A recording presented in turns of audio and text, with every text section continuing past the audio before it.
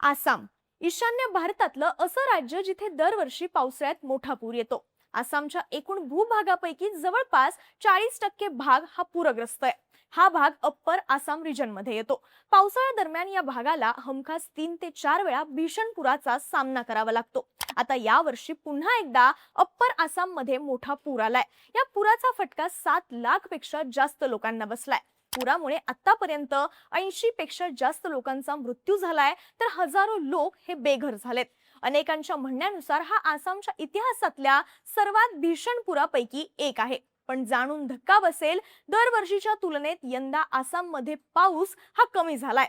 जुलै महिन्यापर्यंतचा विचार केला तर ईशान्य भारतात सुमारे 30% कमी पाऊस झाल्याची माहिती आहे। महत्त्वाचं म्हणजे यावेळी अप्पर आसाममध्ये ना कुठली ढगफुटी झाली ना सतत पाऊस झाला, पण तरी सुद्धा आसाममध्ये पुन्हा भीषण पूर आलाय। यामुळे प्रश्न उभा राहतो की कुठल्याही ढगफुटीशिवाय आसाममध्ये एवढा भयानक पूर आला कसा?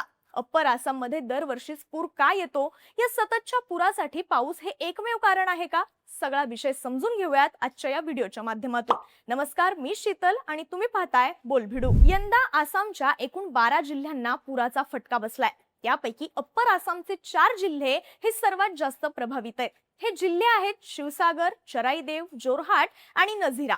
या पुराचा फटका आसामच्या 800 पेक्षा जास्त गावांना बसलाय।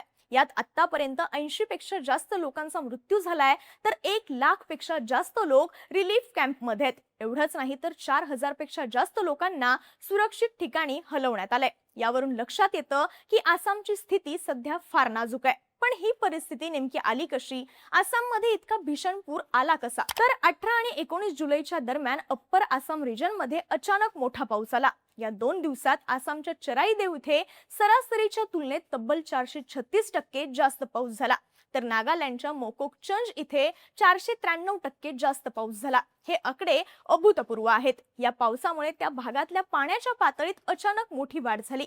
पण IMDच्या म्हणण्यानुसार एवढा पाऊस होऊन सुद्धा अप्पर आसाममध्ये ढगफुटी झालेली नाही। कारण IMDच्या डेफिनेशन नुसार जेव्हा एका तासाच्या आतमध्ये 100 मिलीमीटर पेक्षा जास्त पाऊस पडतो, तेव्हा त्या परिस्थितीला ढगफुटी असं म्हणतात। अप्पर आसाम रिजन मध्ये एवढा पाऊस झालेला नाहीये। अधिकृत आकडेवारीनुसार त्या भागात 8 ते 9 तासात 137 मिलीमीटर पावसाची नोंद झाली आहे। त्यामुळे IMDच्या डेफिनेशन नुसार ही ढगफुटी नाहीये। म्हणूनच आता प्रश्न उभे राहतायत की आसाममध्ये ढगफुटीशिवाय एवढा पूर आला कसा? तर यामागचं सर्वात मोठं कारण सांगितलं जातंय आसाम मधली वृक्षतोड आणि अवैध खाणकाम। ग्लोबल फॉरेस्ट वॉचच्या आकडेवारीनुसार 2001 पासून आसाममध्ये तब्बल 3,60,000 हेक्टर पेक्षा जास्त जमिनीवरचं जंगल हे नष्ट झालंय।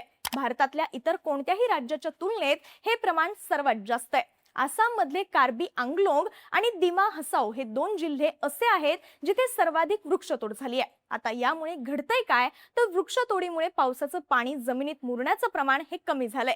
वृक्षतोडीमुळे मातीची पाणी शोषून घेण्याची क्षमता कमी झाली आहे। यामुळे पावसाचं जवळपास सर्वच्या सर्व पाणी जमिनीवरून वाहून जातंय। आसाममध्ये दिवसेंदिवस पुराचं प्रमाण वाढतंय ते यामुळेच। एवढंच नाही तर आसाम मधल्या अनेक जिल्ह्यांमध्ये बेकायदेशीर खाणकाम हे प्रचंड वाढलंय। शिवसागर आणि चराईदेव हे आसाम नागालँड बॉर्डरवरचे 2 जिल्हे। या जिल्ह्यांमधल्या टेकड्यांवर अवैध कोळसा खाणी या मोठ्या प्रमाणात सक्रिय आहेत। याशिवाय भारत भूतान बॉर्डरवरच्या बोको आणि धनसिरी या नद्यांमधून मोठ्या प्रमाणात बेकायदेशीर वाळूचा उपसा केला जातोय। आसाम मधल्या या वृक्षतोडीमुळे आणि अवैध खाणकामामुळे ईशान्य भारतात पुराचा धोका मोठ्या प्रमाणात वाढलाय। आसाम मध्ये दरवर्षी पूर येतो तो ब्रह्मपुत्रा नदीला। या भागात सातत्याने येणाऱ्या पुरासाठी या नदीचा प्रवाह सुद्धा कारणीभूत आहे। ब्रह्मपुत्रा नदीचा उगम तिबेटमध्ये होतो। तिथून ती पूर्वेकडे वाहत जाऊन भारताच्या अरुणाचल प्रदेशात प्रवेश करते। या दरम्यान ही नदी हिमालयाच्या उंच आणि अरुंद दऱ्यांमधून अत्यंत वेगाने वाहते। त्यामुळे तिबेट आणि अरुणाचलच्या भागात तिच्या पात्राची रुंदी फक्त 500 ते 800 मीटर एवढीच आहे। पण अरुणाचल मधून ही नदी अचानक आपला मार्ग बदलते आणि अप्पर आसाम मध्ये प्रवेश करते। आसाम मध्ये प्रवेश करताच तिचं पात्र अचानक मोठं होतं, कारण आसाम मध्ये जमिनीचा उतार तुलनेनं कमी आहे। आसाम मधली जमीन सपाट आहे, ज्यामुळे नदीला पसरण्यासाठी मोकळी जागा मिळते। अरुणाचल मध्ये ज्या नदीचं पात्र फक्त 500 मीटर रुंद आहे, आसाम मध्ये येताच त्या पात्राची रुंदी थेट 8 ते 10 किलोमीटर एवढी होते। काही ठिकाणी तर ब्रह्मपुत्रेच्या पात्राची रुंदी 15 ते 20 किलोमीटर एवढी प्रचंड आहे. आता ब्रह्मपुत्रा नदीचं पात्र ज्या ठिकाणी रुंद होतं नेमकं त्याच ठिकाणी वृक्षतोड आणि अवैध खाणकाम अनेक वर्षांपासून सुरू आहे. यामुळे त्या भागात पावसाचं पाणी जमिनीवरून वाहून जातं.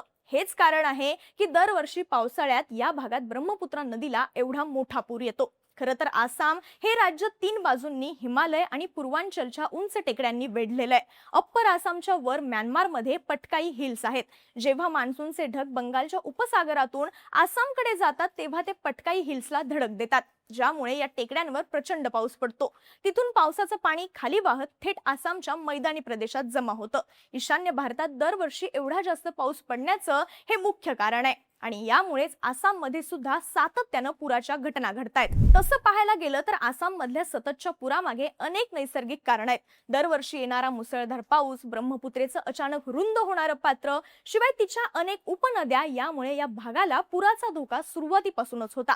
पण मागच्या काही वर्षात इथे ज्या प्रमाणात वृक्षतोड झालीये, अवैध खाणकामाचं प्रमाण ज्या प्रकारे वाढलंय, त्यामुळे या नद्यांची पाणी साठवण्याची क्षमता आता संपलीये. गुवाहाटी हे ब्रह्मपुत्रेच्या काठावरचं सर्वात मोठं शहर, मात्र गुवाहाटीची लोकसंख्या सातत्यानं वाढतीये. यामुळे शहरातल्या नैसर्गिक दलदलीच्या जागा आणि नाले बांधकामासाठी बुजवले गेलेत. याचा परिणाम म्हणजे गुवाहाटीमध्ये सुद्धा दरवर्षी पावसाळ्यात पाणी साचून मोठा पूर येतो. या वर्षी तर आसाममध्ये तुलनेनं कमी पाऊस झालाय, मात्र तरी सुद्धा राज्यात पुन्हा एवढा मोठा पूर आलाच. त्यामुळे आता पुराचा हा प्रश्न दिवसेंदिवस फार गंभीर होत असल्याचं दिसतंय. सरकारकडून यावर उपाययोजना म्हणून नद्यांच्या तळाशी साचलेला गाळ काढण्याचा प्रयत्न हा केला जातोय, पण हे प्रयत्न पुरेसे नाहीत, हे या वर्षीच्या पुरानंतर स्पष्ट झालंय. त्यामुळे आता भविष्यात आसाम मधला हा पूर कशा प्रकारे रोखला जातो, यासाठी सरकारकडून आणखी काय उपाययोजना केल्या जातात हे पाहणं महत्त्वाचं असणार आहे. तुम्हाला या सगळ्या परिस्थितीबद्दल काय वाटतं? आसाम मध्ये दरवर्षी येणारा पूर कशा प्रकारे रोखता येईल? तुमची मतं आणि प्रतिक्रिया आम्हाला कमेंट करून नक्की सांगा आणि माहितीपूर्ण व्हिडिओसाठी बोलबिडूच्या YouTube चॅनलला सबस्क्राईब करायला विसरू नका.